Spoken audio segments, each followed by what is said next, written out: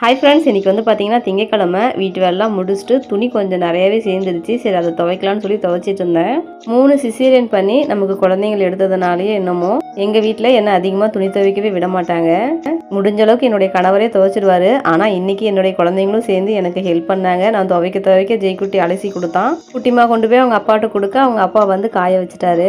எவ்வளோ வேலையாக இருந்தாலும் நமக்கு இந்த மாதிரி ஃபேமிலி சப்போர்ட் இருந்துச்சுன்னா எவ்வளோ கஷ்டமான வேலையும் ஈஸியாக முடிச்சிடலாம். காலையில் அறுத்த பலாப்பழம் பக்கத்து வீட்டில் அத்தை வீட்டுக்குன்னு எல்லா வீட்டுக்கும் கொடுத்து கொஞ்சம் மீதி ஆயிடுச்சு. குட்டிமாவுக்கு பலாப்பழம் அதிகமாக பிடிக்காது. நாங்களாம் சாப்பிட்ட மீதி பழம் இருந்துச்சு. சரி அதை வேஸ்ட் பண்ண வேணான்னு சொல்லிட்டு மிக்ஸியில் பழத்தை போட்டு நல்லா அரைச்சிட்டு ஒரு கடாயில் அந்த பழத்தையும் சேர்த்துட்டு தேவையான அளவுக்கு சர்க்கரை சேர்த்து நல்லா கலந்து விட்டுட்டு ஒரு ஸ்பூன் அளவுக்கு கார்ன்ஃப்ளவர் மாவை நல்லா தண்ணியில் சேர்த்து கலந்து விட்டு அதையும் சேர்த்து நல்லா கிண்டி விட்டுட்டே இருந்தோம்னா ஒரு லெவலுக்கு மேலே கட்டி ஆயிடும். அதுக்கப்புறம் நம்ம வறுத்து வச்ச நட்ஸையும் சேர்த்து கலந்து விட்டு ஸ்டவ் ஆஃப் பண்ணிடலாம். சர்க்கரை என்னதான் தூக்கலாக போட்டு செஞ்சால் கூடமே பலாப்பழம் நேச்சுரலாக சாப்பிட்ற மாதிரி இந்த ஸ்வீட் சூப்பராக இருக்காது.